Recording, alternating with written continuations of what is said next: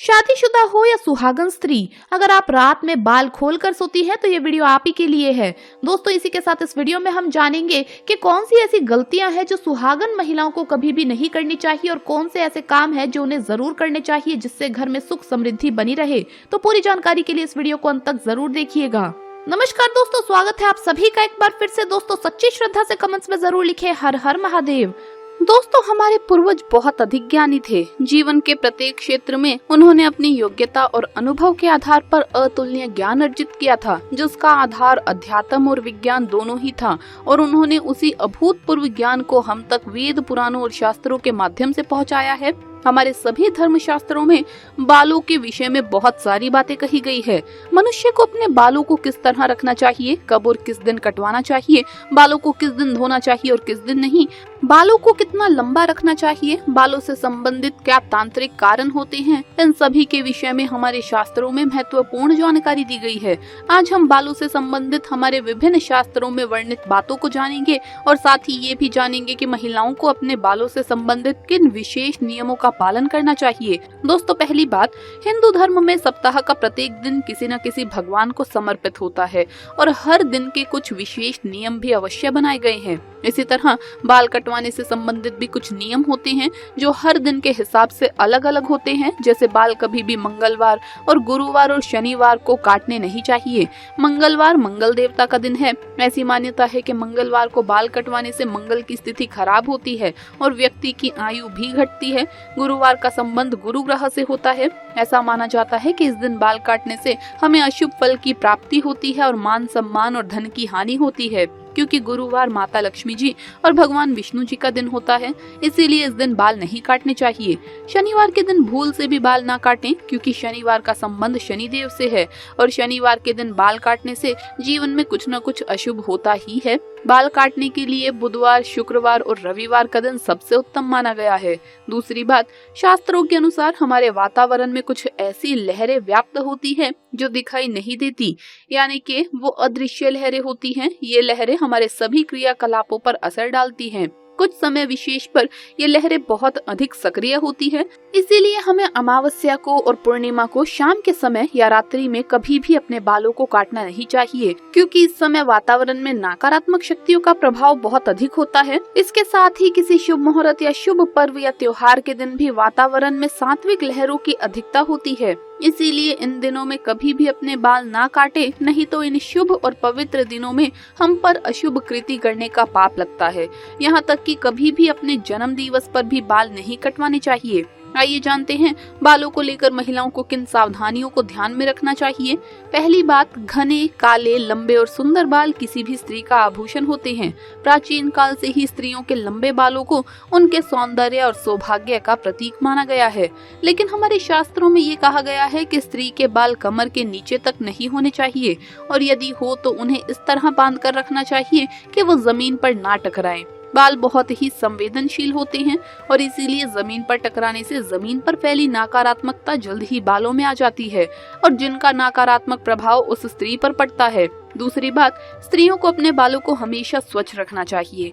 इसके पीछे धार्मिक कारण ये है कि बाल स्वच्छ रहने से सर में खुजली नहीं होती और सर में हमेशा खुजली करते रहने से अशुभ फलदायी होता है। दोस्तों, ये दुर्भाग्य को निमंत्रण देता है। लेकिन शास्त्रों में मासिक धर्म के 3 दिनों तक बालों को धोना वर्जित कहा गया है। वैज्ञानिक दृष्टिकोण से देखा जाए तो मासिक धर्म के समय हमारा शरीर बहुत कमजोर होता है और इस समय कोई भी ऐसा काम नहीं करना चाहिए जिससे अधिक ऊर्जा की आवश्यकता हो। तीसरी बात, कभी भी सूर्यास्त के बाद या सूर्यास्त के समय बाल नहीं धोने चाहिए। ऐसा करना अशुभ माना जाता है। चौथी बात, रात्रि में सोते समय बालों को हमेशा बांध कर ही सोना चाहिए। बालों को खुला रखकर सोने से हमारे सिर में नकारात्मक ऊर्जा का प्रभाव होता है, जिससे उस महिला का सौभाग्य दुर्भाग्य में बदल जाता है और घर में दरिद्रता आती है। पांचवी बात, बालों को सुलझाते समय जो बालों का गुच्छा निकलता है उसे अच्छे से फेंकें। उसे यहाँ वहाँ फेंकने पर उसका दुरुपयोग हो सकता है, क्योंकि तंत्र मंत्र, साधना, जादू और टोने में हमेशा लंबे बालों का उपयोग किया जाता है और इसका असर जिस व्यक्ति के बाल हैं उसके जीवन पर पड़ सकता है। इसीलिए महिलाओं को हमेशा अपने बालों को संभाल कर रखना चाहिए। दोस्तों, कहा जाता है कि जो इंसान मेहनत करता है वही सफल होता है। तरक्की के लिए मेहनत तो करनी ही होती है, वैसे मेहनत के साथ साथ एक और चीज भी है जिसकी आवश्यकता मनुष्य को होती है, और वो है किस्मत। हमारी कुछ सामान्य सी दिखने वाली गतिविधियों से भी हमारे जीवन में अप्रत्यक्ष बदलाव होते रहते हैं। हमारी गलतियों के कारण ही घर में दरिद्रता बनी ही रहती है। अक्सर महिलाएं ऐसी गलतियां कर बैठती है जिसके कारण घर की आर्थिक स्थिति पर बुरा प्रभाव पड़ता है। तो आइए जान लेते हैं ऐसी वो कौन सी गलतियां हैं जिनसे घर में दरिद्रता का वास होता है। नंबर 1, नाखून को बेवजह इधर उधर फेंकना। नाखून जैसी सामान्य सी लगने वाली बातें भी हमारे जीवन में दुख और दरिद्रता का कारण बन सकती है। रात को नाखून काटना, नाखून कुतरना और नाखून काटकर घर में इधर उधर फेंकना आदि वास्तुशास्त्र के दृष्टिकोण से गलत है। ऐसा करने से राहु और केतु ग्रह हमारी ओर आकर्षित होते हैं। ये हमारे जीवन पर अपना दुष्प्रभाव डालते हैं। इसी कारण से हमारी आर्थिक स्थिति भी प्रभावित होती है। नंबर 2, घर के बाहर कचरा इकट्ठा होने देना। दोस्तों, हमेशा याद रखें कि अपने घर के मुख्य द्वार के बाहर या आसपास कचरा इकट्ठा ना होने दें। अपने घर का मुख्य द्वार सदैव माता लक्ष्मी के आगमन के लिए तैयार रखना चाहिए। कचरा और गंदगी देखकर माता लक्ष्मी आपके द्वार से ही वापस लौट जाती है। ऐसा करने से दरिद्रता का आपके घर में प्रवेश हो जाता है। नंबर 3, मनहूसियत को फैलाना। माँ लक्ष्मी स्वभाव से ही चंचल होती है। उन्हें अपने घर में ही बनाए रखना इतना आसान नहीं होता। घर में सब सुख सुविधाओं के होने पर भी पैसे का लालच करना और उसका सदुपयोग ना करना, फटे पुराने कपड़े पहनना और लगातार किस्मत को कोसना, घर में हमेशा बेकार की बातों पर वाद विवाद और लड़ाई झगड़े या मनहूसियत फैलाने से उस घर में सुख और समृद्धि ज्यादा देर तक नहीं टिक सकती। ये सभी चीजें घर में नकारात्मकता को बढ़ावा देती है और दरिद्रता को अपनी ओर आकर्षित करती है। माँ लक्ष्मी जी ऐसी जगह से बहुत जल्दी चली जाती है और ऐसा घर ज्यादा दिनों तक सुख और समृद्ध नहीं रह पाता। नंबर 4, भूखे को भोजन ना करवाना। अगर घर के द्वार पर कोई भूखा व्यक्ति या जानवर खड़ा हो तो उसे भूखा ना जाने दे। आप में सामर्थ्य है, इसीलिए तो वो आपके द्वार पर आए हैं। और तो और साधु संतों का तो भूल से भी अपमान ना करें। नंबर 5, चौखट का अपमान करना। दोस्तों, घर के मुख्य द्वार के साथ साथ घर की दहलीज या मुख्य चौखट का भी अपना एक विशेष महत्व होता है।